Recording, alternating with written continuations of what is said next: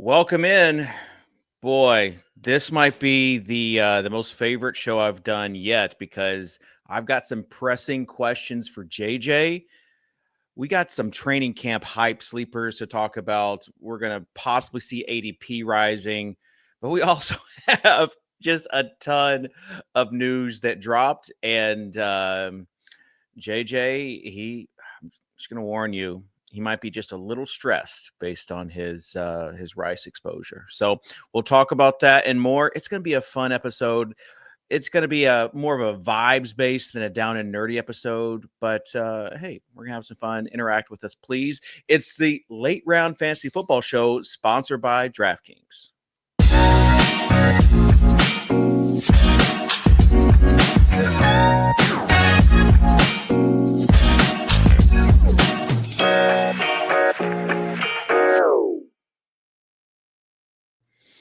All right, welcome in. Telling JJ, we don't have this isn't like one of the full in-depth episodes as you've seen in the past with just like 20 players to talk about and all their stats and PROE and this is more like hey, what's going to happen with training camp and what do we see like the ADP is doing based on what's going to happen here? So we're going to talk about that. But there's only so many training camp sleepers you can talk about. If only we had some news, JJ. Yeah, we've needed news, I guess, right? Yeah. We've had some interesting stuff go down over the last week or so, but yeah, today's bomb was a bomb. I heard you call me out in the intro about my rice exposure. I even sent you it's at 9%, guys. Okay, well, let's not get too carried away here. Okay. Maybe it's not about the rice exposure. It's about the lack of worthy exposure. Yeah, I mean, that's a problem. That's a problem. Yeah. I don't know. I just haven't been in like a position to get him that much. And I've probably been more on the fade side than target side from like a redraft perspective and not really translating that to best ball as well as I should have. So yeah, it's a little bit rough there. For redraft, we're good. Right? Like this has happened well before that. For best ball, there are some consequences. Even like the Travis Kelce fade isn't looking as good, maybe because of the rice splits. But it was funny because I registered for like the $59 whatever the DraftKings best ball tournament is last night, and I forgot about it because then I just entered a millie because it wasn't filling. Well, it filled like 12 hours later today because those smaller tournaments, they take a little longer to fill. And I auto drafted like 8 picks.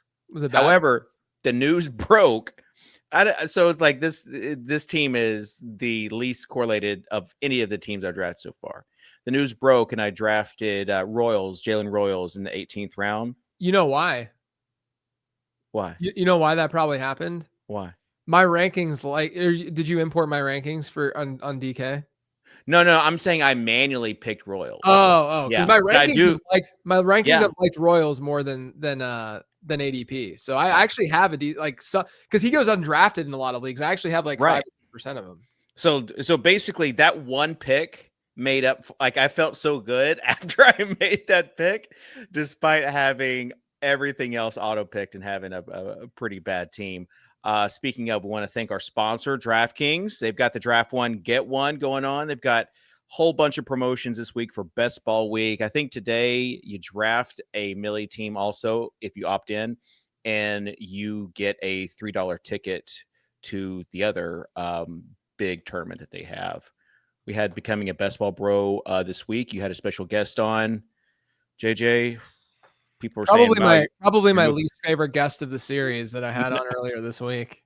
No, it was good. Kitchen came on the show. We had a good discussion. I thought it was a really good show. Someone said from Best Ball Bro to Best Ball, or for DK Pro, you're trending in the right direction. So yeah, someone was that like your wife? Thanks, Mom. But appreciate that.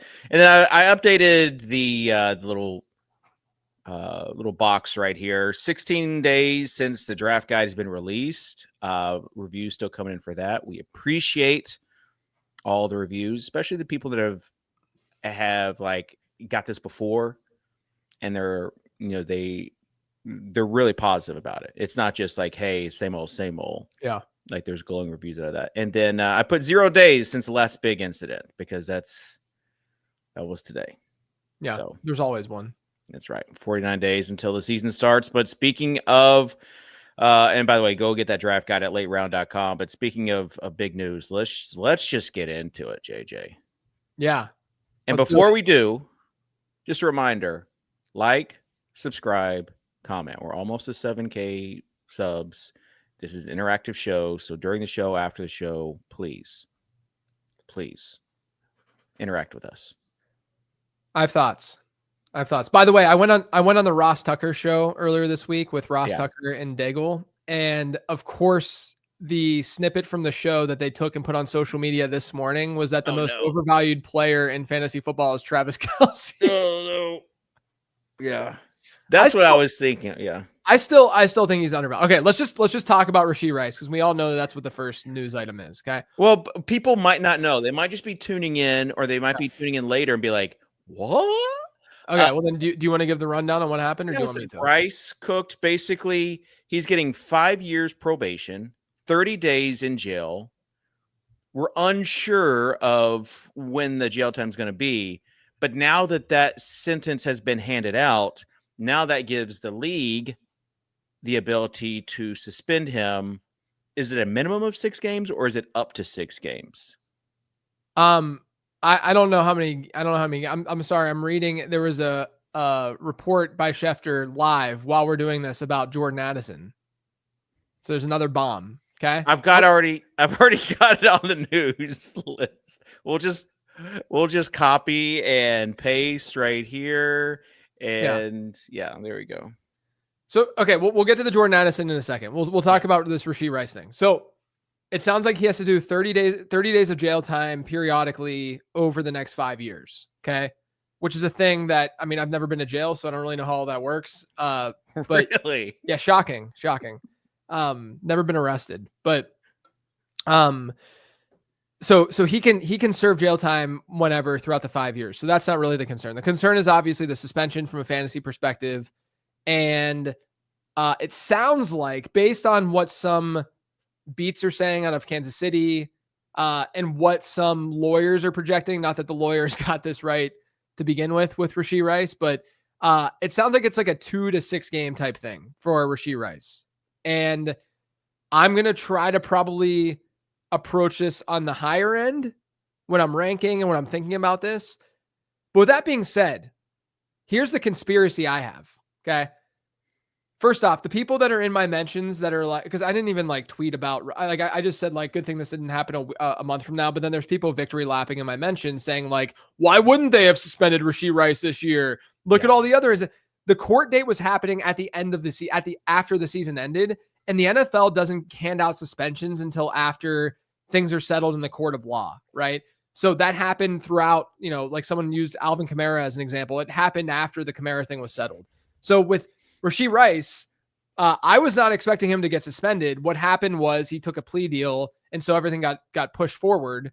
And now they can they can set the suspension because now we know what he has to do and what his punishment was, right? So with Rice, it could be a decent thing for the Chiefs and for anyone who's already drafted Rashee Rice in best ball, for instance. Because number one, if this suspension happens at the start of the season, that's when you have the most available players on your best ball roster, right? Where no one's hurt yet, bye weeks haven't hit yet. You're going to be able to fill in that wide receiver spot more easily. And then all of a sudden, obviously it's not ideal, but you would still be able to hypothetically be competitive, right? The second piece of this, though, is that Rice is coming off that injury. He's supposedly been 100% healthy, but this does potentially give him a little bit more time to even heal from that. And so that's where my conspiracy comes into play, where the Chiefs worked with him and they figured this all out so that he would be healthy and 100% healthy for sure when he came back from the suspension. And then obviously he took an easier deal from his perspective and just like life, right? And like not having to like do serious time or fines or whatever goes down. He doesn't care about our best ball team. Yeah. I'm speaking more about like the best ball impact, the Chiefs impact, why this might not be as big of a deal for the Chiefs, etc. Now, where I think these guys get drafted now, I think in best ball, Xavier Worthy is going to be a 3rd round pick, like in the mid 3rd, probably like Marvin Harrison's range. Do you think he goes that high? I think he's going to go that high. Yeah. And then I think Rashee Rice is more in that maybe 5th, early 5th, 4-5 turn kind of range. And that's where, I'm going to be probably in on Rice at like think about like if he gets a 3-game suspension or a 4-game suspension. They said 4 to 6. That's what someone in the chat said. So that's okay. Speculation. 6 would be more rough, but it's not as big of a deal. With it being, it's not as big of a deal versus, in the beginning of the season versus the end of the season, as we know in best ball, right? Right. This is not a season long take because we haven't drafted our season long teams yet. So it's nice that this happened before all that went down. This is mostly just me talking about best ball, but I do think it's kind of, a convenient spot for the suspension to happen, but I do expect Worthy's ADP to rise to like mid 3. Wouldn't be surprised if we see 2-3 turn Worthy at times because there is a kind of a drop off there in value. And that's going to be pretty rich, man. Like I liked him a lot as a prospect. I just think we've gotten a little bit too far ahead of ourselves of like what his ceiling might truly be in fantasy football. So that's my fear. I think 2-3 turn is too much, but if it's mid 3rd, I think it makes sense. Yeah. Would you rather have Devontae Adams or Xavier Worthy now? Devontae Adams, but I'm high on Adams. I think you could argue Worthy over Marvin Harrison for sure. Like that's one that I would, because I like Adams more than Marvin Harrison. Right. So I think in between the two makes sense. I think that it's all in that cluster, right? Like I would probably take Worthy in the Garrett Wilson range because again, I have Adams above that. Yeah, Garrett Wilson got knocked off the news list. I was going to put him on here. Got signed to a new contract. That doesn't matter anymore. What they're telling JJ, I don't know if you've seen, but they're saying that they're going to try to get him the ball a lot after signing him to this 4-year, $130 million deal. All right, so Kelsey bags. It doesn't change really anything for you from like a fade perspective. No, because I think cost is going to increase. Like I think there's I have people who purchase the draft guide know that I wrote up Xavier Worthy and Rashee Rice, and so I'm going to update those blurbs with tomorrow's update. But I think the problem with this in forecasting and like saying if a guy's an avoid or a fade or a target is that you have to forecast where they're going to be going and how this impacts their ADP. And Travis Kelce's ADP is going to rise. And I have a really hard time with that. Like he just was not himself last year. He got by on volume and he barely got by. He was still just a tight end 6. There's some touchdown regression that should hit, but I just have a hard time with Kelce given his peripherals, his yards per out run numbers, his yak per reception numbers. Like he was not the same tight end last year. And I'm just worried that he's not going to be able to be the same tight end this year. Maybe the answer is to just click Isaiah Pacheco. Just see what he does. I mean, I'll talk about Pacheco in the mailbag episode that I haven't recorded yet. So that's the tease for the mailbag episode. There you go. Mailbag episode 1001, by the way. 1001. Yes, it's episode 1001. I don't even know. I'm going to probably have to record the intro over and over again because it doesn't roll off your tongue very well. Yeah. Could you say like 1K1? No, probably not. No. 1K2? No, that sounds really lame. 1001. What's really going to be different is when it's like 1007, 794. Yeah. Yeah. It is. Would you go 1794 or would you go 1794? Probably 1794. Okay. It works. That's why we change, like whenever we talk about the year, we usually say the 2025 and not 2025. Yeah. The tens. Okay. Yeah. The zeros. All right. Boy, didn't have that on the list to talk about. This one I did have on the list to talk about, but not exactly what just broke, and that is Jordan Subtractison. Jordan Addison news. My God. that is such a stretch. Add, subtract. Yeah, oh, I know. I get it. I get it. I get it. All right, here. This is what Schefter tweeted. Okay. Yeah. So he tweeted it looks like an associate, like a lawyer. Younger and Associates. Yeah. QB Limited, Tim Younger. Yeah. Says today, after careful consideration of the charges against him and all defenses, Jordan Addison decided to plead to a lesser included vehicular offense, commonly referred to as a wet reckless, which sounds kind of dirty. As a result, Mr. Addison will pay a standard fine and complete 2 online courses, after which we expect him to, sorry, I got distracted because you put it up on the screen. We expect that his probation will be terminated early in 6 months. Over the past year, he volunteered, blah, blah, blah, blah, blah. Okay. So I'm laughing at that gif. Wet reckless. Yeah. It sounds dirty. It does. Yeah, it does.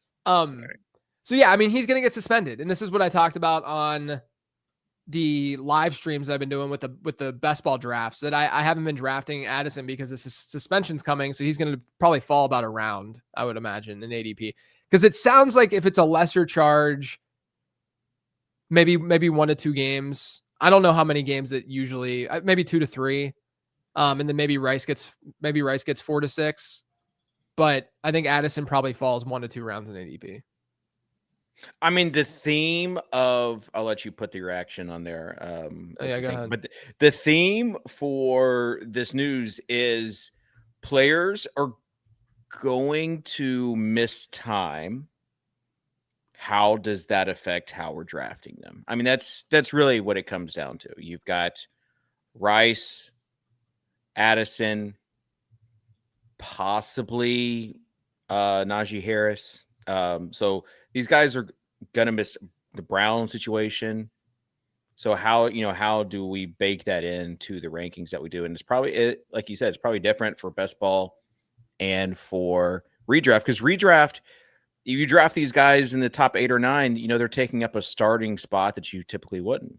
Mm-hmm. So I know for me, is this like how you are in your home league, that you are so confident in your drafting ability? Yes. That you're like, yeah. You just take them.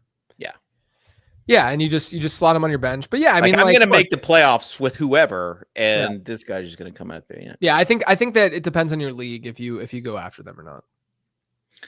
Okay, stop driving recklessly. Yes, agreed. All right, Najee Harris on the NFI list. So that's the non-football injury list. It's sus. It's sus. Everything is sus about this. Is that how you spell sus, or is there 2 S's at the end? No, that's how the kids are saying sus. Because it's suspicious. Right? If you put 2 S's, we will lose all street cred that we have. Yeah. Okay. Good. Yeah, it is suspicious. And we did have, I think I saw, who is it? Someone said that we're going to see him sooner than later. I think. Yeah, I mean, it's probably his agent. Yeah. It was Rappaport. That's who it was. I remember. Oh, yeah. That's there we go. There's reliability. No, look, I am worried about Najee Harris as a human for sure, because you don't want anyone to lose an eye. Yeah. But I'm worried about his fantasy value as well. Amarian Hampton, I got him in a stream yesterday towards the end of the 4th round. So it's because there was that news about Harris. I would still draft Hampton. I have him at RB16 right now. In the ranks that'll drop tomorrow. So I think that Hampton is kind of a get based on the fact that this news feels more pro Najee than it was like a week ago or whenever it came out. But yeah. I'm still really, it's just all over the place. Like, we don't have a clear answer. He's going to Stanford because they have a good eye unit, I guess. And he's getting like fixed up there and checked out there. And I don't know, man. I'm questioning this, and I was already fading Najee, so it's more of like I'm gonna. But now he's like dropping into like the 130s, and it's just like, well, I mean, maybe, but I don't know. Like, like I think Amarian Hampton is by far the better player, so I just don't want to lean into the worst player who's also maybe got eye issues. And now likely that he's definitely going to be the starter. But. Yeah, as far as this gives him the ability to start the season ahead of Najee because of the eye injury, and not have to feel like they have to give Najee, some sort of veteran, share of the load here. But I Man, I don't know. Last year, as we're talking about like the exposure that we have to guys, I was all in on Hollywood Brown. And then he kept falling in drafts. And I was like, oh, I'm just gonna, DCA, I'm gonna call dollar cost adjust and then get him for a cheaper price. And I just ignored all the red flags. And then bam, he out for the year with that shoulder surgery. Yeah. So that has me careful to not be as risky with this one. Yeah. All right.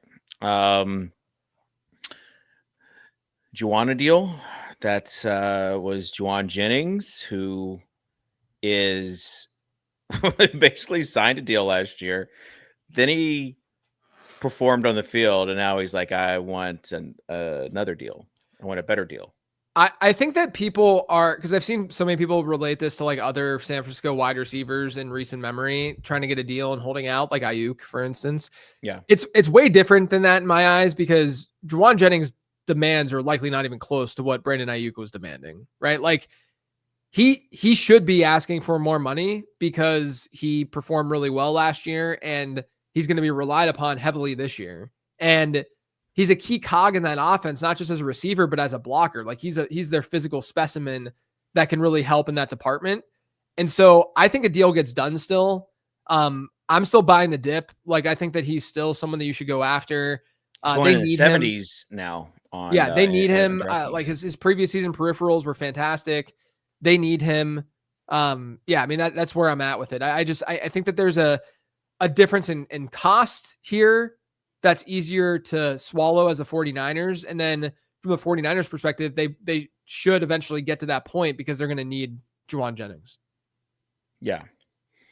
So you have no like this. I'm dropping him in rankings a little bit. Yeah, like you have to adjust to a degree. Okay.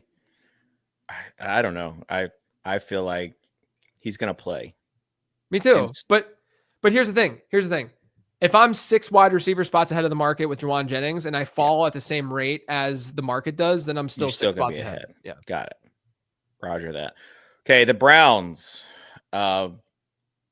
We talked earlier in the offseason about, man, now the Browns have these 3 running backs. How are we going to do? And then this happens, which is just peak Browns. Guy, Quinshon Judkins. Like, all you have to do is stay out of trouble and not be an idiot. Yeah. And you can't do that. And like, really, you possibly throw away your whole life. So thoughts on this situation in Cleveland? Well, Quinshon Judkins, on a human level, if all that's, factual and true, horrible. Right. And there's no place for that in sport. With that being said, obviously we have to kind of like flip it and go to fantasy, which is always kind of like uncomfortable, but we have to do it. Yeah.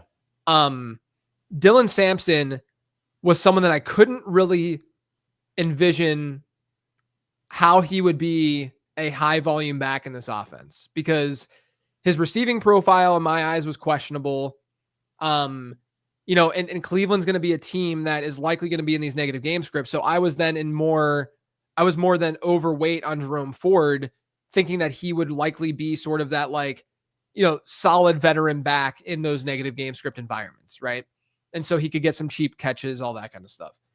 Now, Sampson is an explosive back. He can do stuff between the tackles despite his size. He's actually really good in short yardage as well. And then there were those quotes a couple weeks ago talking about how they were going to use him as a receiver. And they were throwing the lingo about him using him in the slot, which is garbage from coaches because it never happens. But regardless, it was a sign at least that they were going to use Sampson more as a pass catcher. So I'm like, okay, like, I don't think that he's like a complete zero as a pass catcher, like a Phil Maffa type red flag as a pass catcher, but there were definitely some red flag stuff, maybe like a 30th percentile kind of guy or whatever. So he can get some of those pass catching work. But I think if Judkins misses time, I mean, he doesn't have a contract right now, right? Yeah. I mean, that's the thing he does not. Yeah. And the Browns said that they are not in a hurry to sign him or to get him. I mean, they're distancing themselves. I'm trying to draft Samson right now. If you were drafting right now, and he moved up my rankings for tomorrow, for tomorrow's update, because I think that he is more of an early down guy that has kind of that like 7 to 8% target share ceiling in a more bell cow-y type role. Not that he would ever necessarily be that big of a bell cow, but like he's not bad on the ground at all. Like that's not really the issue that I had with him. I think that a team could typecast him because of his size and say, you're not going to carry more than 50% of the team's backfield touches. But I think that he's still a decent enough prospect, and he has, good enough speed and acceleration and burst. He had one of the highest explosive run rates in this year's class. It's just that his receiving numbers were a bit iffy, and I care deeply about the receiving stuff. So I think Jerome Ford gets a little bit of a bump, but I think the bigger bump is Samson, because that's more of the direct 1-to-1 early down stuff that I'd be interested in. The problem is that the Browns offense is probably going to suck. And so I don't know how much opportunity he's really going to get at the end of the day. I'd move him up. I saw him drafted in the 13th in a draft that I did today. I think that's probably a little bit too much. I think more in that like 14 range makes sense. Yeah. I think he's going 160s. Yeah. Right now. And that's kind of one of the things that we talk about is immediately after the news breaks, it's like that gradual, going down to like where he eventually will stay. I do wonder, because I remember Samson we thought was going to be a 3rd round guy. Yeah. And he falls to the 4th, and Cleveland obviously sees the value there. They scoop him up. I wonder about running backs in that Tennessee offense. Yeah, I wonder about any player in that Tennessee offense. Some are calling it a gimmicky offense. Yeah, I mean, you Cedric Tillman, Jalen Hyatt, you have Samson, Jalen Wright, who came out last year, who didn't necessarily show it off. Yeah, but he could this year. I do like him this year. I know. But yeah, I mean, I think that we have to consider like there might be a learning curve, right? Like I think we saw that with Jalen Wright last year, when we usually don't see that with running backs. So I think we have to consider that. My thing is, in these situations, I always think, okay, what if Quinshon Judkins were just not in the equation at all? Yeah. Where would Dylan Sampson get drafted? Do you think he's a top 9 round pick? Or do you think he's a Bashaw Tootin range? Maybe Travis Etienne range? Or do you think it's Tootin? Do you think it's as low as Tootin? Well, Tootin keeps on falling. And that's another guy he wants shooting up. But like maybe like probably ahead of Blue and Tootin. Yeah, I think so too. But maybe behind like an Etienne. Yeah, for sure. That's probably where I would put Samson too. So yeah, we'll see what happens there. Brown's gonna brown. All right. Scary Terry making me scared. I should put scarred actually. But thoughts on this Scary Terry contract negotiation? I'm just gonna add scary and just keep going with the theme. Yeah, look, aren't these supposed to be like headlines? Like no one would use me in a headline as the author. Could you imagine reading a newspaper headline, Scary Terry making me scared? Okay. But no, I mean, yeah, we've seen over the last handful of years, these wide receiver holdouts kind of get off to slow starts. And, I've been more on the fade side with McLaurin this year. He falls sometimes to a decent enough spot on DK, so I have some exposure actually. But yeah, I do think it's a little bit scary. I think that his ADP should fall like a spot or two. I think every day that passes, maybe you move down ADP by 0.3. So every 3 days, it's like a full spot or something like that, right? Can be in that 4th round range here soon. Yeah, I think that if he doesn't sign by the end of July, he's probably like he's probably at least in the DK Metcalf range, right? Like where he sometimes would fall to the late 4th. I don't want to be too reactive and too overreactive to it, but we have seen slower starts, and that's kind of scary. More scary from a season-long perspective, I think, than a best ball one. Right, because it takes them a while. Yeah. Sometimes you've also had injuries, which kind of suck. Yeah. And then they point to not being in training camp. Does this make you think any differently about the other guys in this offense? No. I've had a really hard time being overexposed to Debo. I'll get Debo in stacks mostly. Yeah. And then just because of what he did last year, like I see a scenario, because like, I think that the Cliff Kingsbury offense really fits Debo well. there will be a lot of those like horizontal looks for Debo. But like even like Zach Ertz, it's like I know intuitively and rationally like he's a value at ADP based on how much they used him last year and stuff, but it's like I don't know. It's hard to like really, really get there with Ertz at times too. So they're mostly just stack guys. I'm not fading them, but I'm not like aggressively going after them. Okay. Brandon says it's nice having an everyman on the show. This guy knows how to speak my language. Thank you. I like that the person saying that's got the straw hat on and like the cowboy hat. Pepper Tony says, I know it's good to have JJ here to interpret what this DK Pro is saying. So appreciate you all. I am a man of the people. I am one of you. There is no shame in that. That means that we do have to, interpret a few things, but that's why we get onto today's data, because this came out of the novel that you sent yesterday. And we get it. You don't like to read. We get it. I do like to read. Yeah. I'm just saying that novel. I'm trying to compliment you because you put so much into this. Oh, okay. For a little bit behind the scenes, you're like, hey, I'm about to send this email. And you're like, oh, wait, I'm actually going to add even more to this. I did because I had it as a really simple exercise at first, but then I was like, I think I need more detail because people are going to read this and I'm going to get a lot of people asking questions and I want to just answer those questions ahead of time. So I wrote an email that was kind of about Saquon Barkley's workload, but it was really about any high volume running backs workload. And we've seen a lot of data and analysis on Twitter and whatnot over the last, month of people talking about, what happens to these running backs 1 year after they see high volume, in the league. And so I looked, I just right here, you can see this chart shows the change in rush attempts. So pure volume 1 year to the next when someone had 250 or more carries in one season.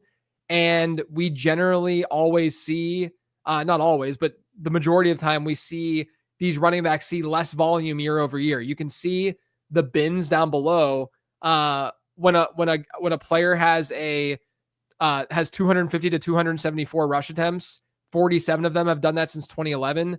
The next season they play almost 2 fewer games and they see almost 3 fewer fantasy points per game. The next bucket play almost 3 fewer games and almost 1.5 fewer fantasy points per game. And then the 300 plus bucket, they see 4 fewer games the next season and they see 5 or more points per game fewer year over year. Now, I think a lot of people just like look at this data and they attribute it to injury and health. And yes, there might be something to that because as the volume increases 1 year, the games missed the following year seems to increase as well. But some of it's just basic regression. It's just really hard for teams to give a running back that much volume year over year. Some of it will be injury related, but even look at the next table, which is looking at it on a game to game basis, on a per game basis. So I binned these into low, medium, and high attempts per game. You can see what the averages for those groupings are. So 16, 17.7, and 20.1. The following year, they're all changing in rush attempts per game, right? So this isn't really injury related when you're looking at it on a per game basis. It might kind of be because a guy might get hurt halfway through a game and not see a full complement of attempts and stuff like that.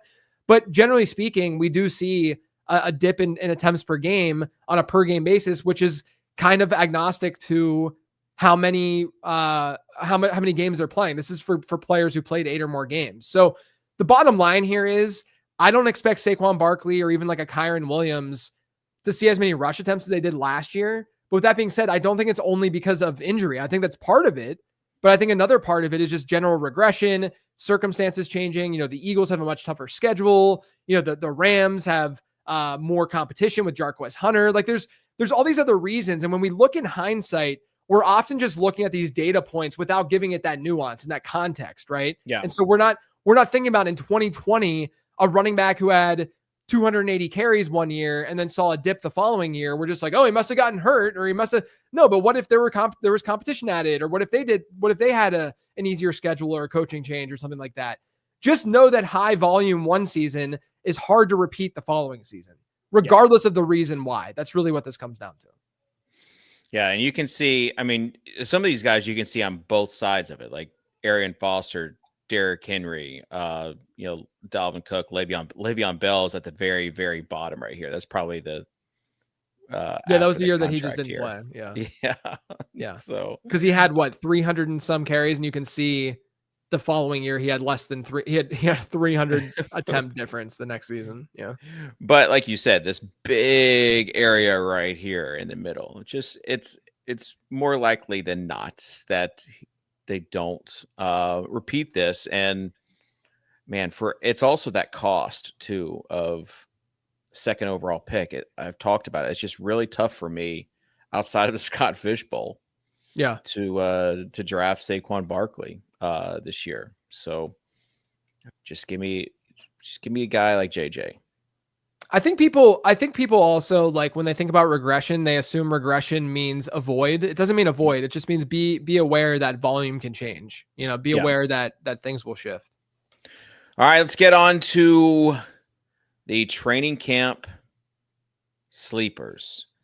And you want to just go ahead and explain before we get to Kenneth Walker? Yeah. Who, like, what the Criteria?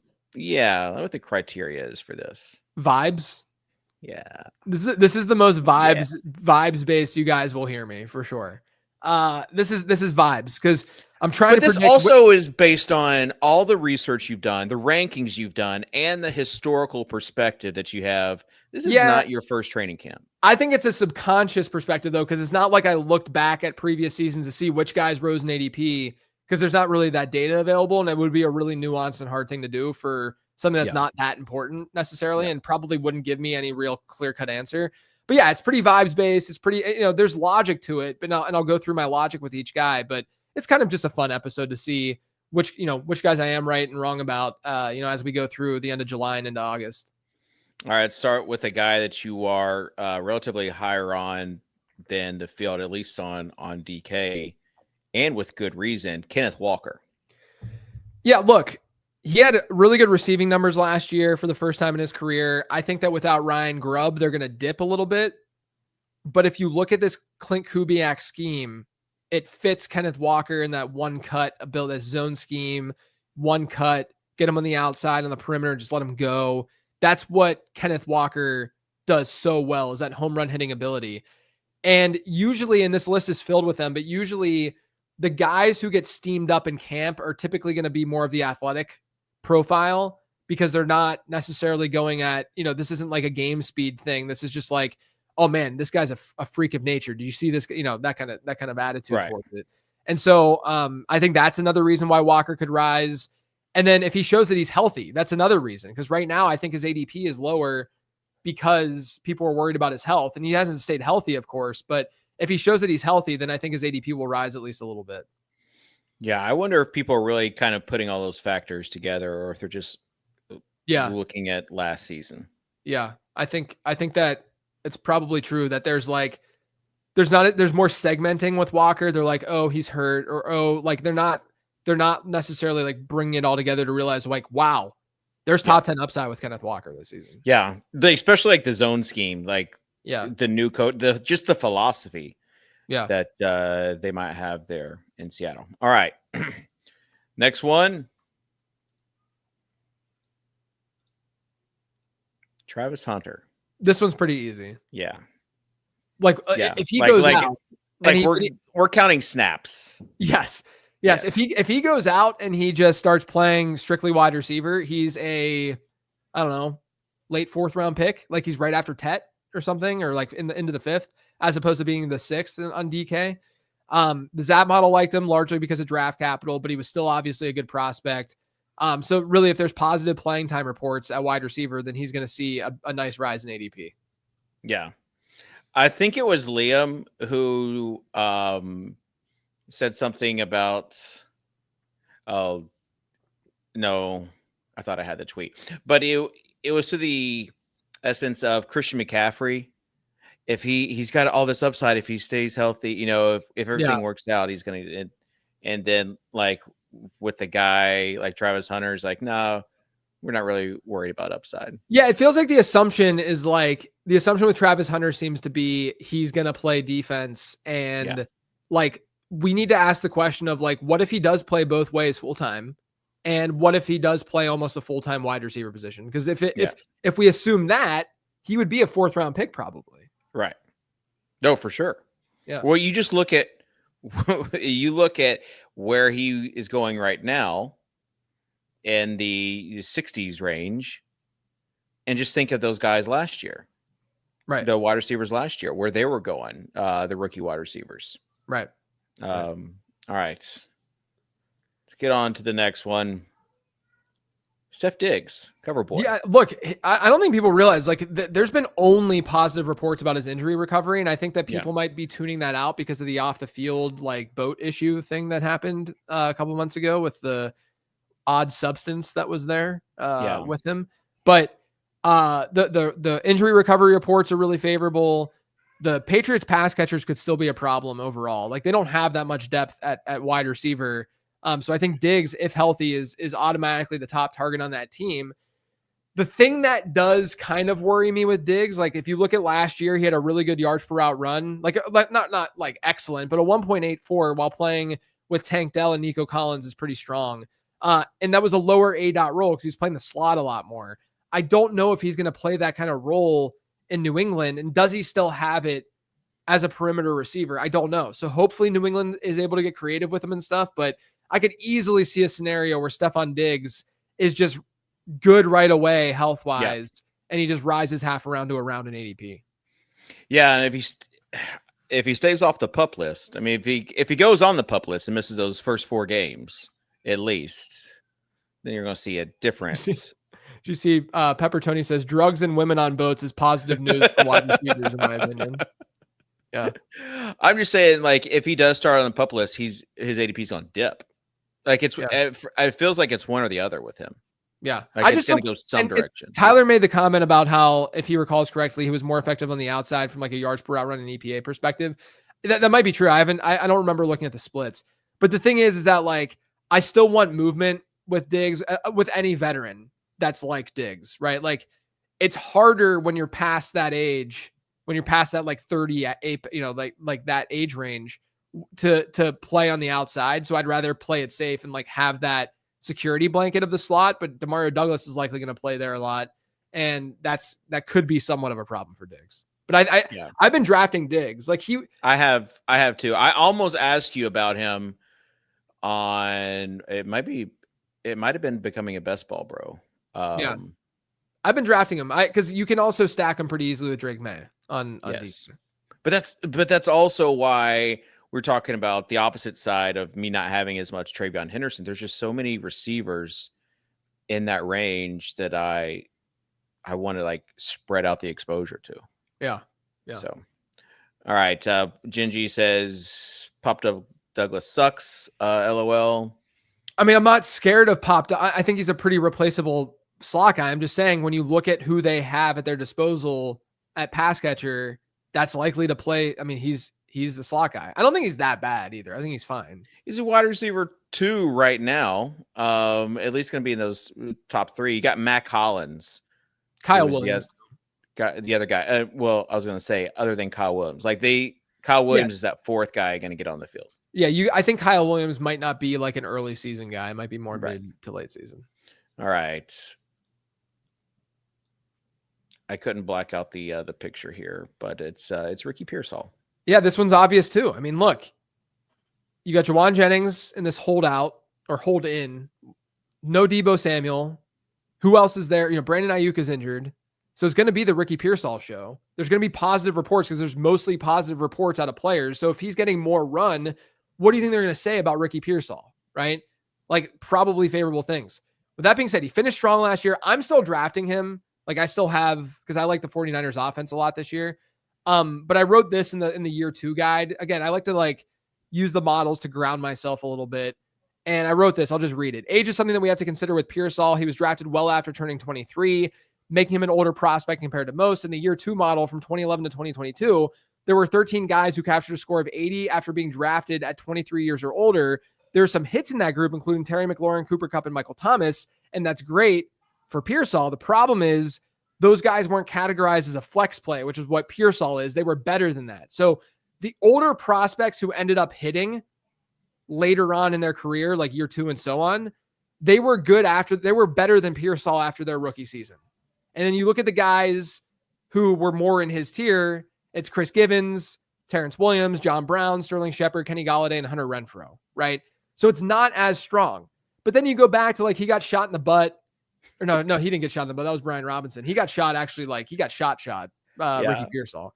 And like, he had a recovery there that he had to go through. Maybe he wasn't 100% to start the year, all that kind of stuff. One piece, and I was actually texting Mike Leone, mutual friend Mike Leone, about this 2 days ago, where if you look at his numbers, the one thing that like, I think people are kind of dismissing, everyone's saying, Tyler says, or torso. Yeah, I didn't mean. This is the best. Ayo, why are we talking like getting shot in the butt is not getting shot? Okay, guys. Okay. What I'm saying is, I'm being. JJ never been in jail, but he's downplaying getting. I'm not downplaying. I'm doing the opposite of downplaying. I'm doing the opposite. I'm saying he got shot, and it's probably not easy to come back from something like that early in the season. But here's the thing, okay? You look at Ricky Pearsall's season-long numbers, and they're not that good. His peripheral numbers, like his yards per out run and stuff. If it was a getting shot, result, then why did he have that 3-game stretch after already having played a little bit where he did absolutely nothing? There's a 3-week stretch where he ran 63 routes and saw 0 yards. He had 1 target. So like, I question if we're giving that a little bit too much credit. Now I sound like I'm just like, you should be able to come back from a gun wound or, bullet wound. But I just vibes based, and we need that comes with a whole big umbrella. Yeah. There's. I should probably just stop talking at this point. No. But yes, I'm drafting Pearsall. I think we can give him some leeway because of that, but I don't want to just like dismiss his actual skill set because of that. Yeah, and again, we talked about, if it comes out in training camp that he is the wide receiver 1, let's say, like he is getting. Something happens with Juwan Jennings and he is with the holdout, or even that just he's being targeted more, then he is going to take that leap over that. All right. I'm going to have to put these quotes on and then we got to move on, but I'm not going to be able to look at the chat. Gonzalo says Forrest Gump slander. Look at this one. He says Brian Thomas didn't get shot. Brian Robinson, rather. Yeah, guys, that's not what I meant. Big dumper JJ. That was probably my favorite one. Oh, wait, did this really happen? What? Mike Williams just retired?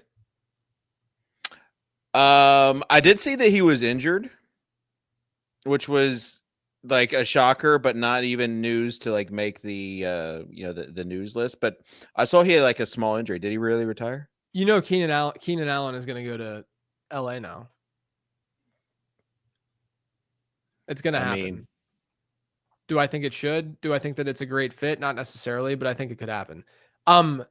Sleeper alert though. Keandre Lambert-Smith. Do you remember in the prospect guide? I kind of liked him. Like there was some good, like good numbers associated with him and stuff. So keep an eye on Keandre Lambert-Smith. I almost drafted him in the 6th round or 5th round of our rookie draft. I'm in right now. All right. Man, that was a good one. Emeka Egbuka, speaking of rookie drafts. Such a good prospect, man. Throughout the process, I feel like I was pretty consistent in saying he was just so solid. I just think he's a really, really good prospect across the board. People kind of pushed him as a slot guy, but he was actually pretty good on the perimeter at Ohio State. His top 2 comps in the model were Robert Woods and Chris Godwin, obviously strong. And, Chris Godwin's on Tampa Bay, but Chris Godwin's also not 100%. So again, this is a young unknown player who would be stepping in and getting more reps hypothetically because Chris Godwin's out. And that could raise his ADP. He was an elite producer in the ZAP model. The model liked him, more for the most part than where he was being drafted at. I love Egbuka. I've been drafting him. I think he's a value. He's going to be a huge value in season-long leagues because people are going to look at that wide receiver situation and say, no way am I going to get a rookie wideout who is the 3rd wideout on his team, maybe even 4th to some people. But to me, he's someone that we should be targeting because we should be targeting talent. Yeah, especially with with where they drafted him, I've got a ton of Ibuka right now. I've got like any of those three guys. It feels like those Tampa guys. I forgot to put something though in the news. What's that? And this is kind of relevant. It's the Trey Harris also not being signed, and he's falling hard. And he was someone who you are kind of high on. Now with this Mike Williams news, people are just saying QJ to the moon. Trey Harris also. I just don't think QJ is good. Like Trey Harris might be good. That's really like sometimes fantasy football is just that simple. Like when we have a multiple year sample on a guy, chances are he's probably not that good. And when we don't have any sample on a guy who had a pretty good prospect score, who had one of the best yards per route run rates that we've ever seen from a Power 5 wide receiver, or the best in the PFF era, I'll target that. Sure. When you're paying a wide receiver 65 price tag on a guy like that, with Justin Herbert, I'll draft that. I'll take my chances. Okay. All right. This one is a guy. Keith, to be fair, Keith makes a good point. Mike Williams' retirement should not move the needle on Trey Harris. I agree, but it's going to. It's going to probably do something, like even if it's a little bit, because it might make people think that the Chargers will be more forced to make a decision with their guaranteed money, with the second round pick, the guaranteed contract. They might have to be forced to make a more decisive decision than they're currently making. All right, you ready for this next one? Because it's a fun one. Yeah. Jaden Blue. Notice how all of these guys are basically targets for me this year. Yeah.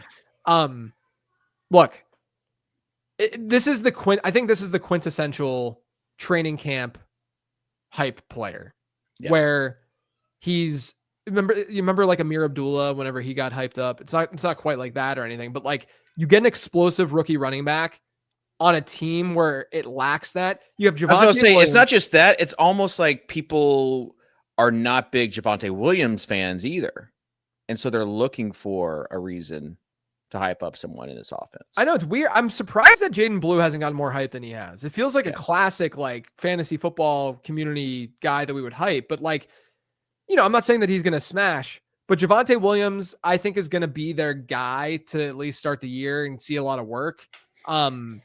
It's boring, and I've actually kind of had him a little bit ahead of consensus at times throughout this offseason, because I just think it's going to be that boring, predictable, like he's good in pass pro, so he can kind of handle all three downs kind of player. But I think Miles Sanders is toast just as a player. I think Phil Maffa is a complete one-dimensional back, and Jaden Blue is the explosive. Look at their depth chart. It is horrible. Jaden Blue is explosive. He had a great breakout score in the model that's based on receiving numbers. I saw him as a Justice Hill plus as like a comp, but imagine a world where, and I've said this on other shows, is it that insane to think that they might use him in from a usage standpoint in like a diet Jahmyr Gibbs kind of role, like a Jahmyr Gibbs light kind of role, like 125 carries and like a 10 or 11% target share. I think that's possible for Jaden Blue this year. And if he's efficient, because he is very shifty and quick, I think it could be interesting. Yeah. I don't, people saying fourth, like Cody's saying fourth running back on Texas roster is not great. Well, first of all, Texas is loaded. And second of all, we've seen instances like where the wide receiver situation, like Isaiah Bond was the number one. I don't know if Texas really knows how to use their talent at the end of the day. I don't know. I mean, like, yes, I get all that. Like, it's not totally invalid, but I also think that cost is kind of playing into that at this point. And again, the theme of the show are guys who might rise based on training camp hype. This is the prototypical kind of player that would, where our concern is more that, is he going to be able to see a big workload at 196 pounds or however big he is? They're more like size concerns and like bell cow concerns. Training camp doesn't appease that or like talk about that, right? It's more about like, is this dude like crazy with the ball in his hands? And I think Jaden Blue is. One tweet from, I'm trying to think of a Cowboys beat, but one tweet that Jaden's been working with the third down or the 2-minute drill with that team. I didn't see that. No, I'm saying if it happened during training camp. I was going to say I didn't. Yeah. Oh yeah. I mean, if he's If he's in that kind of role, yeah. Yeah, people were just going to take it and run with it. I mean, we remember what the whole Rico Dowdle Zeke situation last year. Right. It's also an offense, guys, that's going to be one of the most pass heavy in the league. And like we've seen that under Schottenheimer with them. And that helps Jaden Blue because he's a pass catching back. My mom told me that she taught Schottenheimer's kid. And I was like, do you think you could get some info on like their offensive tendencies this year? Yeah, I'm sure she was thrilled to hear that. She said no. Dylan Sampson. We already talked about it. I feel like we don't need to revisit it. But yeah, I mean, like, I think that he's explosive. The pass catching work has been a question mark, but they have Jerome Ford. But without Judkins, if he were to be out, that's where Sampson could be able to thrive, I think. So it's pretty big for Dylan Sampson. All right, these are some guys, and except for one, these guys all have a theme. Yeah, all running backs. All rookie running backs, a lot of rookies. Kyle Monangai, because the other guys in that backfield or whatever. I'm actually surprised Marshawn Lloyd's wasn't a main guy. Yeah, I kind of am too. I think that he's the best. Like, if you look at what Green Bay has in their backfield, he's the one that's kind of most different from Josh Jacobs. And so I could see him being more of a compliment, and that's why they drafted him last year. And if he's healthy, you know, he can get steamed up a little bit as like the clear-cut handcuff, whereas I think he's getting pushed down a little bit because people feel like he's not the clear-cut handcuff. Ja'Cory Krosky-Merritt, you know, Austin Eckler's a little bit up there in age. I don't think Brian Robinson is like a special running back, so there could be opportunity for him to shine. Jarquez Hunter, because I think he's the most explosive of the three running backs there. Mason Taylor, because he's a rookie and they don't have any other pass catchers in that offense. I didn't really love Mason Taylor, but I could see some hype happening. So that's why those guys are listed. Yeah, I've already seen a few Jarquez Hunter tweets. So we'll see how it does. These other guys, these 7th round running backs, we know those are loaded running back class, but typically these 7th rounders don't do anything. However, if there was going to be a year, you've got Kyle Monangai as that guy who maybe he's the guy that's, if we suspected Chicago was going to make a move during the draft and you kept on waiting for it. You're like, Chicago's going to draft somebody. I think they wanted like a Tootin, maybe even a Trey Henderson. Yeah. But yeah, I mean, like, and if we don't think Swift is the guy, then I like hope Swift is fine at ADP. Yeah. Roshan's fine at ADP, but I think that it's a backfield that we want to throw darts at. And, I didn't think Monangai was a good prospect, but day 3 guys, they're way more Wild West than what you get in the first 3 rounds in terms of projection and predicting. Will Rice get suspended? You might want to watch the beginning section of the show, but yes, you will. Someone took Breece Hall 1.7 in Gonzalez DK draft. Now that's a believer in Breece Hall. All right, let's get to the end of the show. I felt like we timed that perfectly, JJ. Yeah. Get off this. As far as like what we need you guys to do, guys and girls, subscribe, like, comment afterwards. Give us your takes on who some of the players are, because like anybody can have a vibes-based take on who they like and who they want to see ADP rise and why you think that is. Because that's kind of the thing. Like, if you've already drafted teams already, you're telling yourself something on some of these higher drafted guys. Like Roshan Johnson probably is that guy for me. Yeah. Like if he's splitting carries with Swift, yes, please. I want that. Okay. Newsletter. Someone sent us an email and said, I can't believe this is free. Yeah.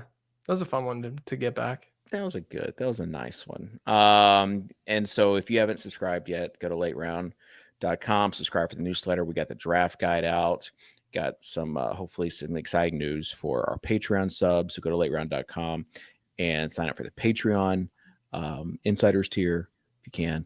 And I think that's about it for me, JJ. Any closing thoughts? Nothing. I got nothing. Go listen to episode 1000. Yeah. Yeah, listen to the beginning and the end of episode 1000. And if you want to see anything about rookie edges, then listen to the middle. Shout out to everyone who has been on the show interacting with us. I just want to say from a personal standpoint, I think if you get shot in the butt, it's shot.